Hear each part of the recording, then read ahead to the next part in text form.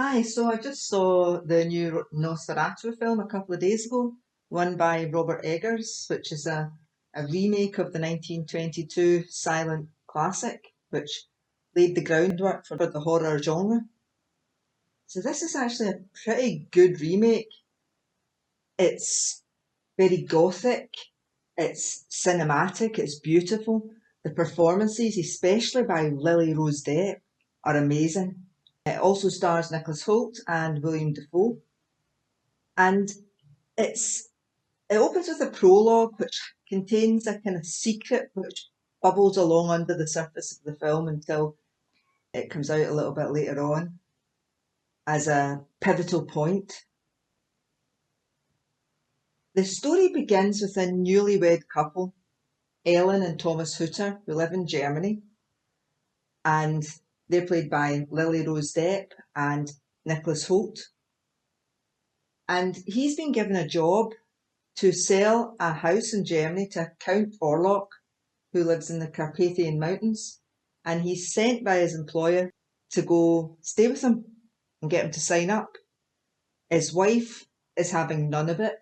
She has these pretentious dreams and she begs him to stay. She says it's going to be a disaster. Of course, he's a rational man. He's a 19th century man. He doesn't listen to all that superstitious babble. And he pats her on the head, tells her not to worry, and leaves. And this sends her into this spiral of hysteria and grief and fear as she predicts terrible darkness is coming their way. Of course, she's right. So he toddles off to the castle in Romania and gets trapped there with the vampire, Nosferatu. Now, one of the really great things about this film is how Robert Eggers portrays the vampire. He does it in the kind of older style, not the kind of glamorous, frilly cuffs and velvet gloves vampire, the romantic hero vampire. Its desire is to consume all life on Earth. He does it as the folklorish, diabolical, terrible, visceral fiend, this disgusting, predatory creature. And that really works. Now, this film is gory. It's good, but it's pretty gory, and there's some jump scares as well. I'm not a huge horror fan. I like psychological horror rather than blood and guts. This is very bloody, and so I watched it a little bit like this. But I think one of the reasons it worked, there's several reasons why it worked, but one of the reasons is it's quite thematically rich. It's a simple story, but there's a couple of questions in it which the film attempts to answer. One of them is the nature of evil.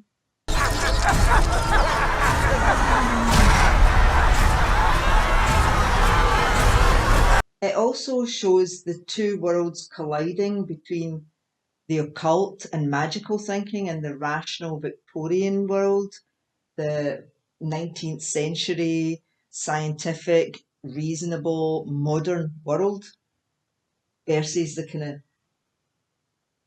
older, folklorish, more medieval, superstitious world, and they kind of come together with a clash.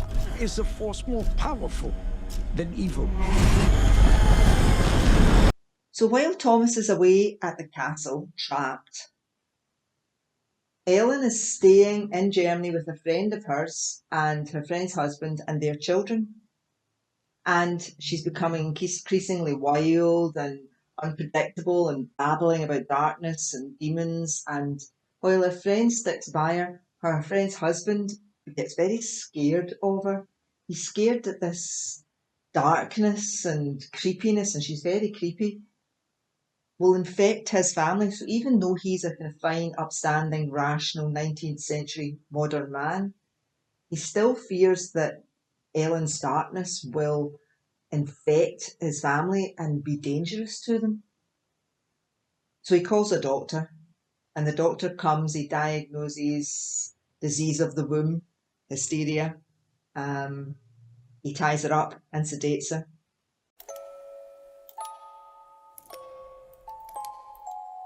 Come to me. There's another character that comes in the form of William Dafoe's von Franz, who represents the birth of the psychology movement. And he talks about the unconscious mind, and he's very curious to get into Ellen's headspace and see what she might be doing to stir up this evil. And the thing about Ellen is she can't really talk to anybody about what she's experiencing because of the time that she's living in and the darkness and melancholia. They just make her lonelier and more isolated all the time. But she can talk to von Franz and she can talk to the demon himself because she's got a connection to the demon. And that's the secret that she withheld from her husband before they married, and understandably. The secret is that when she was a girl, consumed with depression and very lonely, she called out into the sky for a spirit of any realm to come and console with her. And because she was already filled with darkness and despair, it was a dark, despairing, malevolent spirit that came, and he possessed her. So she's been having this intimate, physical, spiritual relationship with this demon for a long time. And when she married, the demon decided to take it upon himself to destroy and trap her husband and then pursue her, killing all in his path, make her commit solely to him, this undead spirit.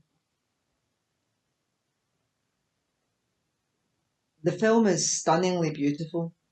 Lily Rose Depp is amazing as Ellen. It's Ellen's story, really. She's the heroine of this story, a very dark heroine. But she plays vulnerability, she plays fear, love, an ordinary woman, not very often, but she does. And this really creepy, possessed, contortionist character, a bit exorcist. She's quite frightening, actually. I'm ready.